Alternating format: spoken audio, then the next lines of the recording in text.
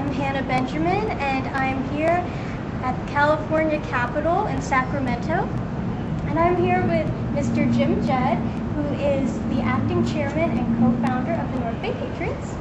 And how are you today, Mr. I'm fine. Judd? Hannah, how are you? I'm doing good, thank you. And I understand that you were here lobbying today with a couple of your members from the North Bay Patriots.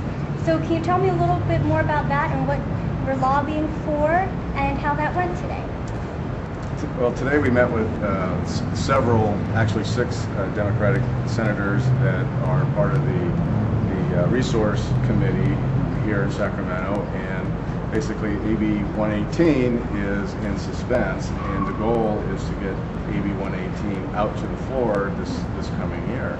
So with the help of some other North Bay Patriots that we were able to learn about volunteer lobbying, and I can tell you that it was a very intriguing day. It was a very exciting day, and I really felt as an individual that I've been empowered now that where I can accomplish and go to Sacramento and actually tell them how I feel about particular bills and why it's important. I mean, you just can't go and rant and rave, but you have to have information, and you do need to study the facts. But when we sat down today, and especially in my business, manufacturing is being affected so much, not only by the economy, but by AB 32 indirectly right now, because AB 32 has not been put in place until this coming January.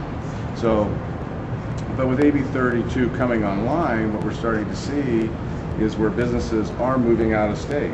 And we're all also looking, if you've been watching on TV, we're seeing Nevada with 2 commercials that are hitting the businesses in California. Hey, come here, we don't have corporate taxes. Come here, we don't have individual income taxes. So, but today, with the information and the facts that we had with, say, Senator or Assemblyman Huffman, when I sat down with their staff member and I presented facts to them about, do you understand the jobs that we're going to gain with AB 32? And she says, oh yes, no, we do. We do understand that we're going to get approximately 80,000 jobs. And I said, well, are you aware that 1.1, I think, is the projected loss when AB 32 goes into full effect?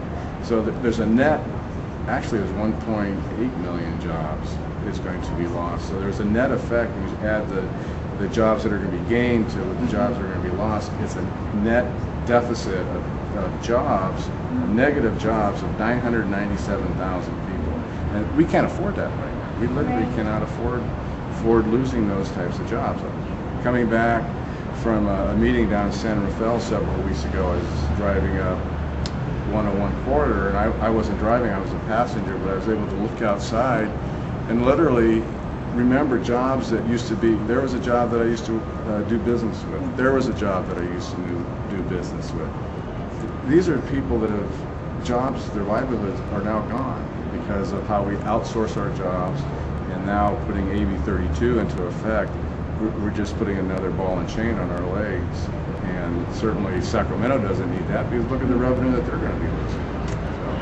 And you, as a small business owner, has AB 32 in any way affected your business? We are starting to see some of the with the air resource boards. We deal with them out of the Bay Area Air Resource Board, which is in our paint facility, and they do have stringent guidelines, and we tend to fall into that. My concern when AB 32 goes into effect, am I going to be able to buy the paints that I can buy today to be able to paint the product that I currently do? I may not be able to do that. I have no idea. So, you know, there's a lot of uncertainty there. The uncertainty means, should I go try to expand my business? No, I'm not going to go expand my business. There's no reason to, because I have no idea. I may expand my paint shop and then find out I don't have any work for it because they have to go to Nevada or they have to go to Texas. Right. So with your lobbying today, do you feel that you achieved what you set out to achieve with talking to the assemblymen and the senators and all the people that you lobbied to? Do you feel you accomplished what you set out to accomplish? Actually, I feel that I accomplished more, not only for myself, because I felt that I had learned, and I felt what it's like to really be empowered as a citizen. But when I presented the facts in a logical manner of how it affected the state revenues, something that is important to all the legislators, but how it affects their constituencies with A, job losses, B, new increased costs because of what AB 32 is going to, how it affects businesses by adding additional costs on. That cost has to be passed on. So it's going to get passed on to either the end user somehow, some way. It's going to just cost more because the people. I didn't go into business to lose money. I went into business to make money. I sacrificed a lot to do that, and my employees sacrificed a lot to be there on a day-to-day basis. So I did. It was a fantastic day. I really felt that the staff personnel that I talked to, they listened. It wasn't like it was a waste of my time. They knew that since I took the day off, and that nobody paid me to be there, that they listened, and that they certainly appreciated that, and they did thank